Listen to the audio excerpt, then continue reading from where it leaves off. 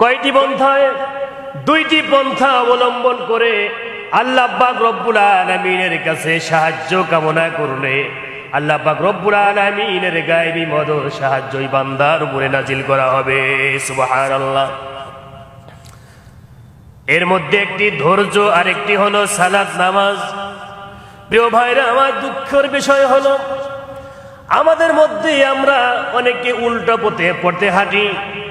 বিপদে পড়লে নবীর সাহাবায়ে কিরাম রিদওয়ানুল্লাহি তাআলা আলাইহিম আজমাইন দৌড়ে গিয়ে মসজিদে গিয়ে নামাজের মাধ্যমে আল্লাহ পাক রব্বুল আলামিনের দরবারে সাহায্য কামনা করেছে। আর আমাদের সময়ে আমাদের অবস্থা হলো এমন, আমাদের মধ্যে কিছু মানুষ আছে মুসিবতে পড়লে, বিপদে পড়লে মাজারের দিকে দৌড়ায়। মাজারপন্থী আছে না নাই ভাই আমার? মাজারের কাছে গিয়ে খাজা বাবার কাছে মান্নত করা হয়, সন্তানের জন্য মান্নত করা হয়, ব্যবসা বাণিজ্যে লাভবান হওয়ার জন্য, উন্নতি বাবার আশায় খাজা বাবার দরবারে কবরের মৃত ব্যক্তির কাছে গিয়ে হাত তোলা হয়, সেজদা দেওয়া হয়। ঠিক কিনা বলেন?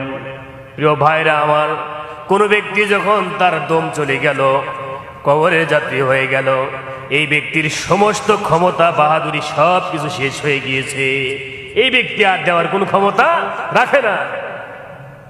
কেন এই সব মৃত ব্যক্তির কাছে আপনি যাবেন? সম্পূর্ণ হারাম শিরক। মানুষ যখন কবরে চলে যায়, একজন মৃত ব্যক্তি, তার কাছে চাওয়ার কি আছে? ওই ব্যক্তি কত অসহায়। কোন এক আল্লাহর ওলি কবরস্থানের নিকট দিয়ে রওনা করলেন। কবরস্থানের নিকট দিয়ে রওনা করার পরে কবরের ভিতর থেকে কুরআনুল কারীমের তিলাওয়াতের আওয়াজ আসলো। আল্লাহু আকবার বলেন। বন্ধুরে আমার, যদিও এটা অকট্ট দলিল নয়, কিন্তু বাস্তবতা প্রমাণের জন্য আমি ঘটনা উল্লেখ করছি। আল্লাহর ওলি কবরস্থানের নিকট দিয়ে রওনা করলেন।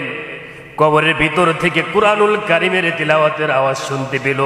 সুবহানাল্লাহ। আল্লাহর ওলি চিন্তিত হয়ে গেলেন, কি ব্যাপার, কি ব্যাপার? কবরের ভিতর থেকে কুরআনুল কারীমের তিলাওয়াতের আওয়াজ শোনা যায়, কারণ কি, ঘটনা কি? বুঝতে পারলাম না। ডাক দিয়ে বলে, আল্লাহর ওলি ডেকে বলে, কে গো? কবরের ভিতরে, কবরের মধ্যে তুমি কুরআনুল কারীমের তিলাওয়াত করো, কারণ কি, ঘটনা কি? এবার কবরের ভিতর থেকে আওয়াজ আসলো, ও আল্লাহর ওলি, ও গো আল্লাহর ওলি, আমি কবরের একজন বাসিন্দা, কিন্তু দুনিয়ার জমিনে থাকা অবস্থাতে আমি কুরআনুল কারীমের হাফেজ ছিলাম। ও আল্লাহর ওলি, দুনিয়ার জমিনে আমি কুরআনুল কারীমের তিলাওয়াত করেছি, সর্ব অবস্থায় কুরআনুল কারীমের তিলাওয়াত করেছি। এই জন্য রব্বুল আলামিন আমাকে এই কবরের মধ্যে কুরআনুল কারীমের তিলাওয়াতের একটা সুব্যবস্থা করে দিয়েছেন।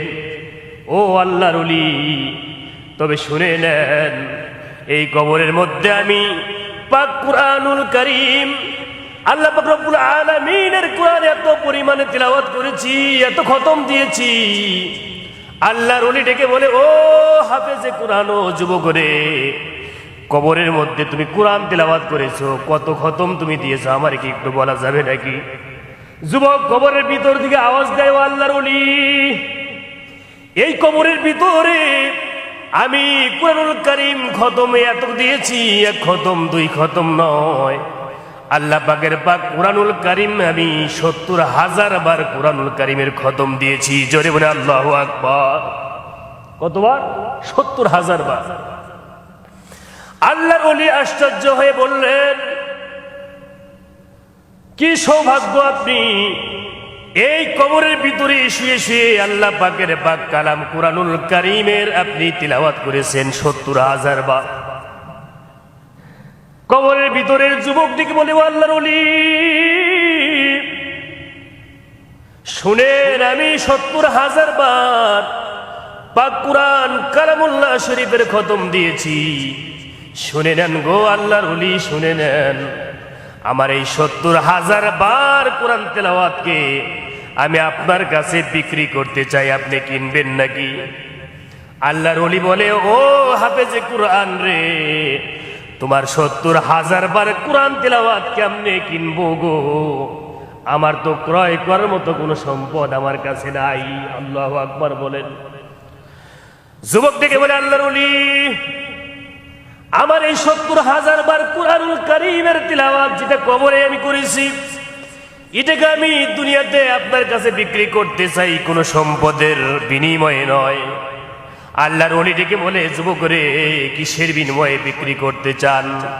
যুবক বলে, ও আল্লাহর ওলি, আমি এই কবরে ৭০,০০০ বার আল্লাহ পাক রব্বুল আলামিনের পাক কোরআন কালামুল্লাহ শরীফের খতম দিয়েছি। এই ৭০,০০০ বার খতমকে আমি আপনার কাছে বিক্রি করতে চাই। আপনি জীবিত মানুষ, জীবিত ব্যক্তির একবার সুবহানাল্লাহ বলার বিনিময়ে ৭০,০০০ বার কোরআনুল কারীমের তিলাওয়াতকে বিক্রি করতে চাই। সুবহানাল্লাহ। ও আল্লাহর ওলি, একবার সুবহানাল্লাহ আমারে আপনি দান করেন, আর কবরের জগতের আমার ৭০,০০০ বার কোরআনুল কারীমের খতমের সওয়াব নিয়ে নেন। আল্লাহর ওলি বলে, যুবক রে, কেন গো এত কোরআনুল কারীমের তিলাওয়াত আমারে তুমি একবার সুবহানাল্লাহ পড়ার বিনিময়ে বদৌলতে তুমি বিক্রি করতে চাও? যুবক ডেকে বলে, আল্লাহর ওলি, কোন ব্যক্তি কবরে যাওয়ার পরে সেই ব্যক্তি যত আমল করুক না কেন, এই আমল গৃহীত হবে না, কবুল হবে না। আল্লাহ পাক রব্বুল আলামিন বান্দার ওই আমল কবুল করবেন যেই আমল জীবিত অবস্থাতে করা হয়। সুতরাং দুনিয়াতে আপনি একবার সুবহানাল্লাহ বলবেন, কবরের জিন্দেগির ৭০,০০০ বার কোরআন খতম দেওয়ার চাইতেও আল্লাহ পাকের কাছে বেশি দামি। আল্লাহু আকবার। আমি বলতেছিলাম, এই কবরের কাছে, মাজারের কাছে গিয়ে আপনি কেন চাইবেন? দেওয়ার মালিক কে? জোরে বলেন। আল্লাহ। দেওয়ার মালিক হলো আল্লাহ রব্বুল আলামিন। আল্লাহ বলে, বান্দারে আমার কাছে চাও, দুটি পন্থা অবলম্বন করে। জোরে বলেন, কয় পন্থা অবলম্বন করতে হবে? আরো জোরে বলেন, দুই পন্থা। দুই পন্থা, দুটি পদ্ধতি অবলম্বন করে আল্লাহর কাছে চাইলে আল্লাহ পাক রব্বুল আলামিন ওই বান্দার জন্য আরশে আজিমে সাহায্য মদদ রেখে দিয়েছেন। বান্দা চাইতে দেরি হবে, আল্লাহ পাকের দিতে কোনো দেরি হবে না। আল্লাহু